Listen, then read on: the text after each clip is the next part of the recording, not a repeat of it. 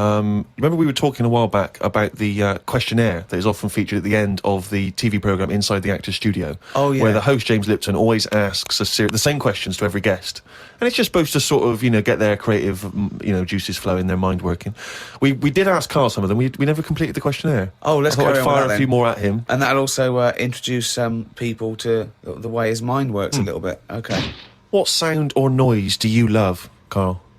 There isn't really one that I love. Nice noises, like the ones you get. Like I like going in the park, right? And you go, oh, that's nice, isn't it? And you get like bird noises and stuff.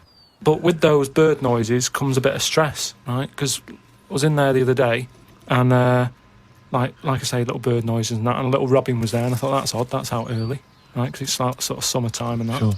And then I thought, oh, that's nice. And I was watching it, and then it got like a little worm, right?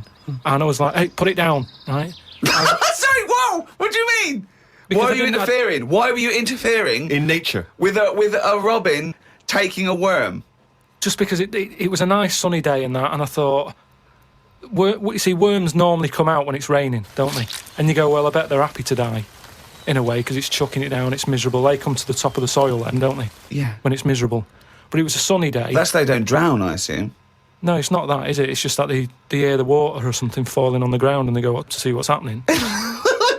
What? No way. But why do they come up when they think it's raining? You're a worm, okay? It starts raining. Tell me your thought process. Well, you just you're down there, you can't see anything, it's dark anyway. Yeah. So the rain's coming down on the land, the worm goes, what's going on? The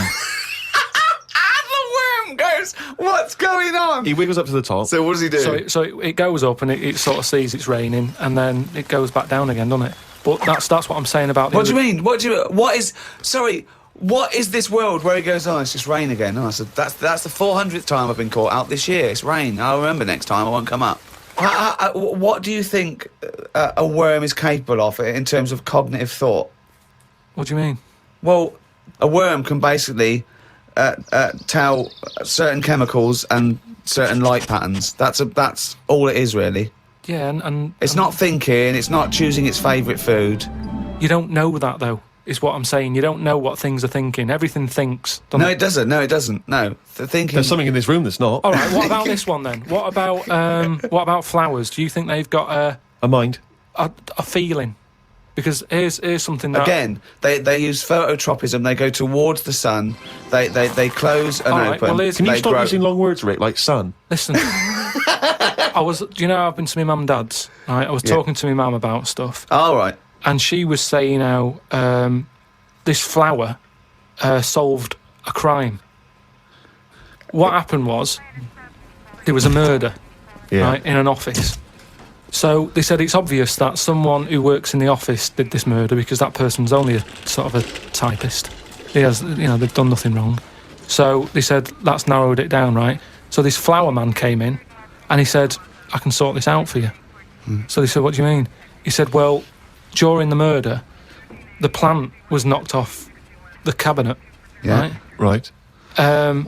And he had some special wires that he can put on the flower, and it's sort of shaking and stuff, because even though you can't see it, flowers pick up bad vibes and what have you. If you shake a plant, it doesn't like it. Okay. Right? So what happened was, he said, right, what we'll do, we'll put the plant back on the shelf, we'll water it, we'll calm it down, then give it a nice cup of tea.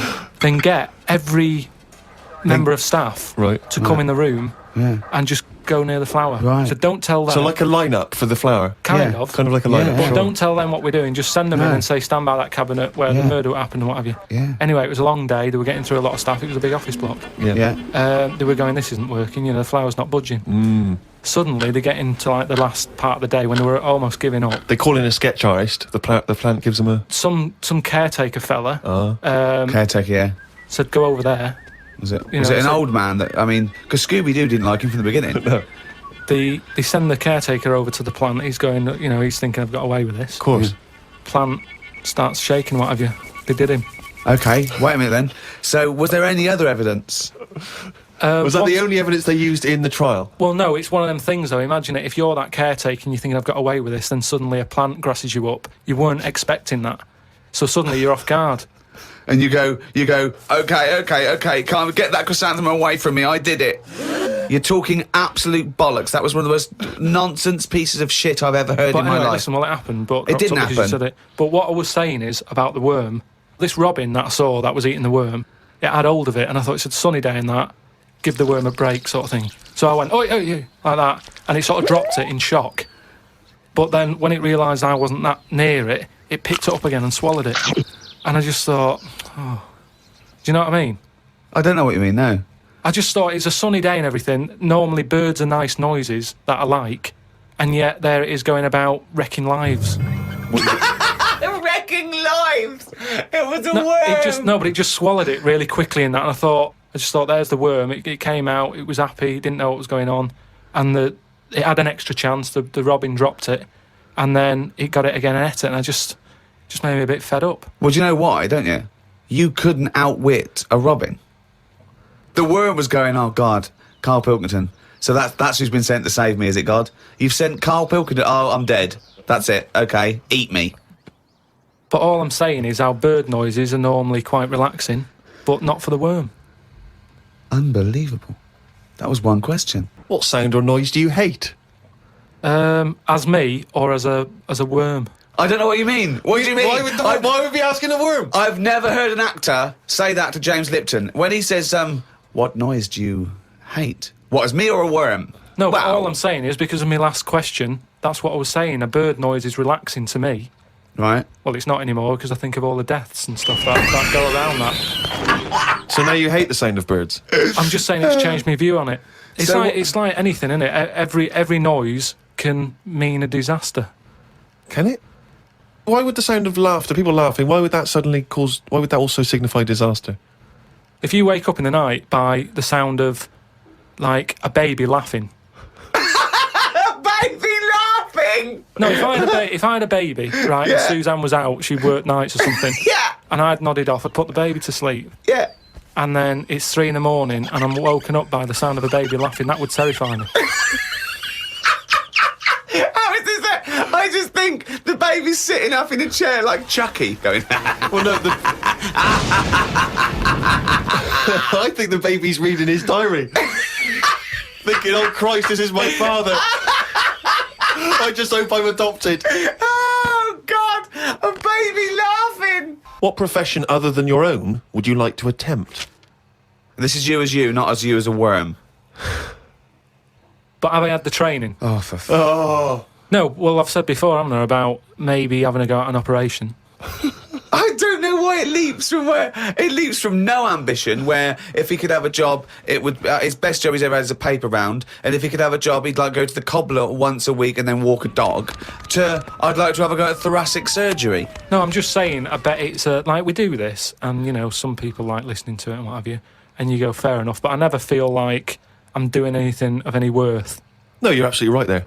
But if you're going into like an hospital, which are places that are pretty miserable anyway, as an office space, not only have you got to go in that building and work in it, but you've then got the pressure of changing a lung or whatever I've said before. Right? Changing a lung, yeah. But I'd like to have a go at it so I can say... You've done it. I've done that. So under what circumstances, in what world, do you think anyone's going to let you have a go at changing a lung and that?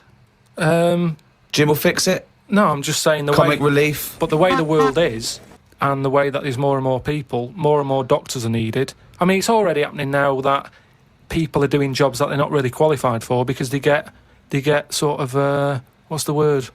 Sort of uppered too early. Uppered. Uppered! I love the fact it's basic language. It's like, it's unbelievable. Uppered. Do you know what I mean? Promoted. Yeah, promoted. Yeah. They get promoted. I prefer uppered. Uppered's great. Why was I not uppered? Unbelievable. So do you know what I mean? I think because more and more people are knocking about, we need more and more doctors. Yeah. You get a job in a doctor's, you're going to be promoted sooner now, I think. Yeah. Well, what I'd do is I'd probably upper you, and then what's the word? You go away them. I think it is you go away them. You leave the door. You leave the door. You fire them. That's it. That's the word I'm looking for. So I'd upper you and go away the doctor, if anything. But I've been to, you know how I don't like going to the doctors and stuff. Yeah. Right? Because you're always scared that they might investigate below the bridge. Yeah, but I checked on that before I signed up to it, and then they said, right, before we can take you on as a patient, you've got to have a health check, right? Which I thought was odd, because it's almost like saying, if you're ill, we can't be having you coming here, right? But I said, right, okay, fair enough. What is this health check? And they said, oh, we just check your body out and make sure you're fit and healthy. And I thought, that isn't enough information. I want to know if it's the old finger trick, or and I said, what do you mean though? When you said health check, what do you do? And she said, oh, it's just, I think she knew what I was getting at. And she said, oh, it's just the blood pressure, your weight. That's about it. So I went and had it and stuff. But you had to, before you sort of said, right, I want this doctor, they give you loads of forms to fill out, right? And one of the things they did was, if you die, what do you want to give away, right? Like a donor.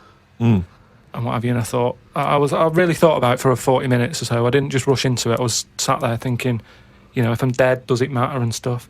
But I was really concerned when it said about the eyes.